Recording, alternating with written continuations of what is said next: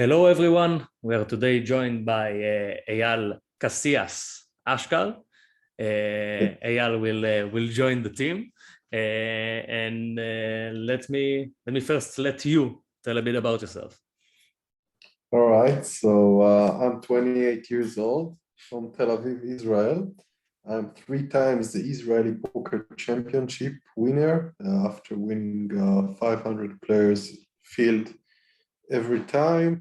I'm the founder of the Israeli Poker Academy, which over 8 years have taught over 3,300 poker players how to make better decisions. I write about poker. I manage the Israeli poker community on Facebook. I've made 2 TV series and trying to jingle with everything I'm doing. Everything poker. That's the main thing. For now. So let me trace back a bit. When and how did you actually start to play poker? I'll never forget the start. So I was 14 years old. I played soccer for Beitar Jerusalem. And after one of the practices, one of my classmates have invited me to a poker game, which I knew the 5 cards version when I was like 6 years old. My father taught me, but I've never played Texas Hold'em. And I recall the first night that I lost $3. I was so upset with not knowing what I'm doing. And I've decided I'm going to bet better. And from that moment on, it was our thing for the group, from our class. And we kept playing in class and after class until I took one step ahead and deposited $20 to the online site. This is when you think your professional career started? Well, profession is only a definition, but the moment of enlightenment was like 1 year later when I went for like a live tournament and I've met a forum friend from there, which I've never seen before. And he saw me and he was really thrilled about my game. And he offered me to join Poker Gilda, which everybody is sharing their profits and study together and doing a lot of stuff together. And he was the one who convinced my parents, it is a good thing to do when you are 15 years old. They gave me their blessings because he talked with them. And from that moment on, I recognize myself as a professional. Nice. So what would you say was your biggest moment in poker? I had several, but the biggest one for me was winning the Israeli Poker Championship for the 3rd time. It was 6 years after my second win. I won it back to back, then 6 years break, then I won it again. This one was really special. There was a big attendance from the Israeli Poker Academy. On the final table of the tournament, 6 of the 8 finalists was my students. Half of them was ones that just finished our most advanced course, then came for the Israeli Championship, and they played great, but as their teacher, I had to expose them and show them who is the boss. Yeah, and it was one of my best shows ever, and I played phenomenally, and I was very proud of myself winning this. Nice. So what would you say are your biggest accomplishments in your poker career, outside obviously the Israeli poker tournaments? Yeah, I mean, when I was young, it was all about fame. As much titles, as much fame. And when I got older, I understood that I want to play poker for my wealth. So I'm very proud in my net worth. I'm on my own from I'm 14. I haven't took money from my parents. And all in all, I just think that it gave me so much confidence as a grown-up, which me as a teenager can only dream about. And I see poker as such a gift, which I see as a mission for life for me to spread this wonderful game. Yeah. Yeah, so also the Israeli community, I feel like, is Yeah. one of your biggest achievements, especially from Yeah. as a guy from Israel as well. Uh, so, what would you say were or was the funniest moment you ever had in your poker career? Well, as a person who spends thousands of hours on the tables, it's hard to choose one, but there is one I recall from the last WSOP main event. It was day 2 and day 3, sorry, and game started with a lot of shoves and action pre-flop. And in one of the hand, a player raises and another player re-raises, and it falls to the original raiser. And they're both from Korea. And he tells him, I thought we, the Koreans, are supposed to keep each other alive. So an American at the table says, oh, I've just watched a TV series which was the complete opposite of that. Yeah, and all the table laughed so hard, so funny. Very funny. Nice. Uh, do you actually stream games? Do you actually have a Twitch channel or a YouTube channel or whatever? Do you dabble in streaming? Well, I really like one of my biggest desires is speak to an audience, and I do it regularly in the academy. When I go to live tournaments, I do vlogs, but as for poker regulations and situation, I'm not feeling comfortable twitching. So I've decided not to do that, but I'm sure that in one of the days in the future, I will do it because it's so much fun and Yeah. accomplish my purposes. Also, it helps people to get to know you Yeah, and be more yes, connected to your brand, let's say. Uh, yeah. which platforms are you currently playing on or have you played on? Well, so the COVID situation has really made me do some changes, which I'm very glad I did. I focused on tournaments before, but as the action moved to the online scene during COVID, and more Israelis there was clubs open for mainly Israelis on new poker platform. Uh, yeah, and I've moved from playing Hold'em to 4 cards PLO to 5 cards PLO, and now I'm mainly playing 6 cards PLO, mostly on Poker Balls app, and it's been my most beneficial game ever played. Nice. You had the most success on it, I assume. Yes. Nice. So let's trace back a bit because I now understand we didn't actually mention it. Your nickname is Casillas, Yes. after Iker Casillas, Yes. the legendary Real Madrid goalkeeper. Would you care to Even though I'm explain? Atletico Madrid fan, from my older years. As a child, I admired everything he represents and his career starting so young at the age of 18. And I felt connected to him. So when I had to pick an online nickname, it was Eyal Casillas. And from that moment on, that's how people called me. In those days, even my mother calls me Casillas. No, I'm kidding. But way more often than not, people approach me as Casillas rather than Eyal. Yeah, it's stuck. Uh, You got yeah, a for ring to sure. it. You got a ring to it. Yeah, I feel connected with it. Yeah. Uh, what would you say are your current and let's say what are your goals for this year and what are your goals for the next like 10 years?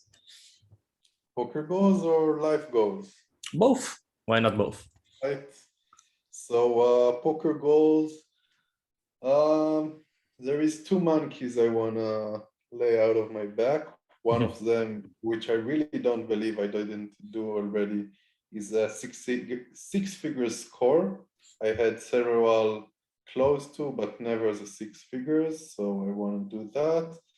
And the WSOP bracelet for sure. I have one ring, but I will feel satisfied with the bracelet. So this is for everything connected to poker. And life goals, I think I'm gonna get married the upcoming year, and I'm thinking about kids already. So this is mainly what my vision goes for the upcoming 2 years. Sounds good. I assume you have a girlfriend already, or No, no, she's the next girl.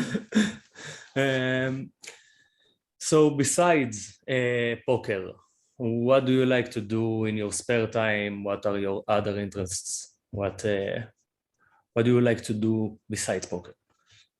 I love to talk about poker. I love to analyze hands. No, I'm joking. I like hiking a lot. I've hiked all over the world. Movies is a big thing for me. Also books. I like to work out at the gym. I've made some CrossFit. And that's mainly what I'm doing. Nice. So let's talk a bit about the crypto and the NFT space. Do you have any experience in the crypto space, in the NFT space? Have you dabbled in as an investor, as a trader? Well, I think I've entered the crypto world pretty early, back in 2015, as an investor. Yeah, until those days.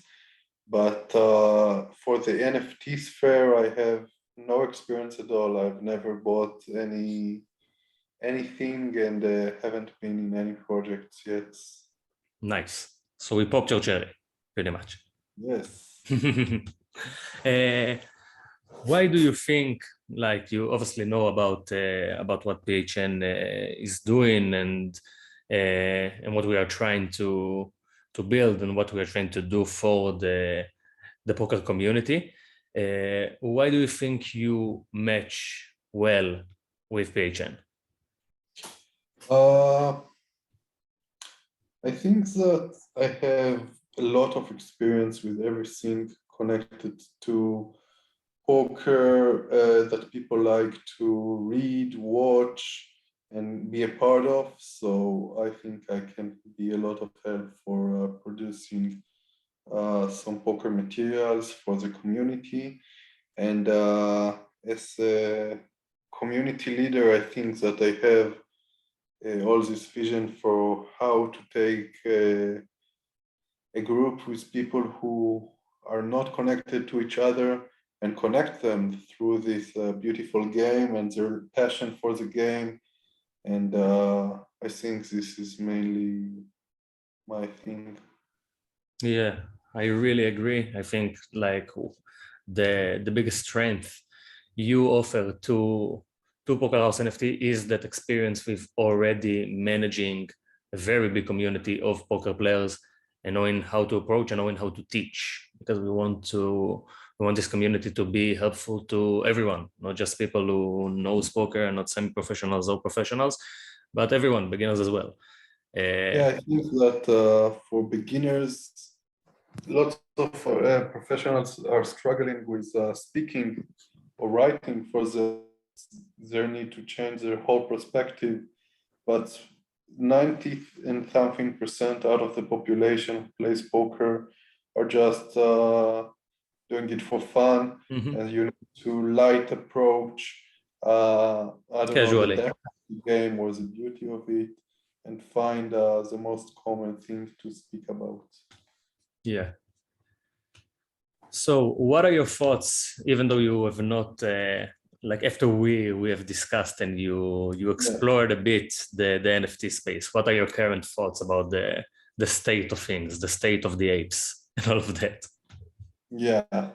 So It's a lot to take in. what? Yeah. It's a lot to take in Yeah. at I first. think that it's inevitable that the poker world will go into the metaverse, and poker will be very different in several years from now. And I think that NFTs and communities can take a major part of it. And yeah, I believe this is an uprising market which has a lot more than the current situation to spread out the world and have lots new members in communities worldwide. Yeah, we always said we are not trying to build the poker community. It was there before us. It will be there after us.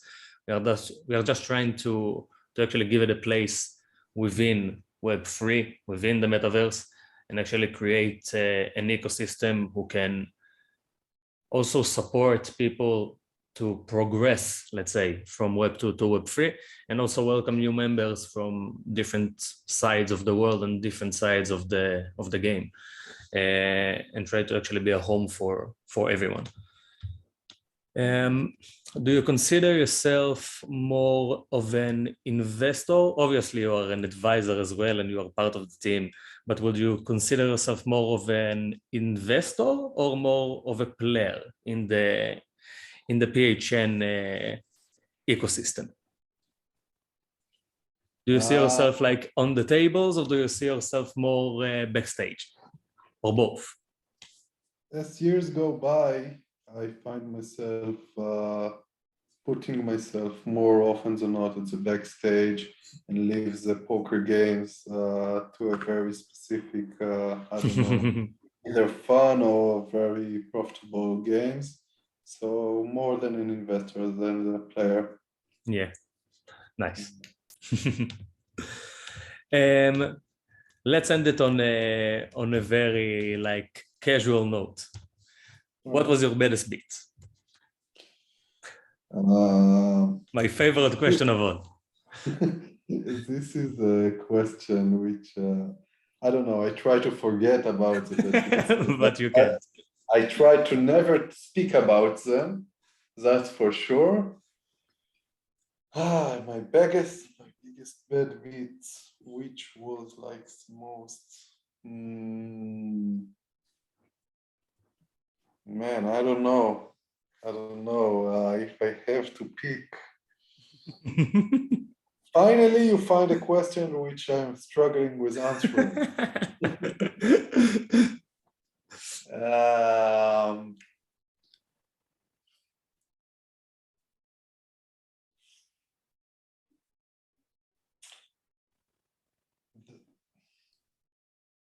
I'm empty here. You're empty? I'm taking no bad beats. You were never beaten at all. You just won your... No, I bluff. And I call badly sometimes, but bad beat. But the best hand should win always. Nice. Well, so that's the first. No bad beats. That's good as well. Maybe even better, to be honest. I would like to thank you very much for being with us and taking the time to take this interview, and obviously taking the time to be a part of PHN. We love to have you. It's great to have you on board. We are looking forward to what's to come.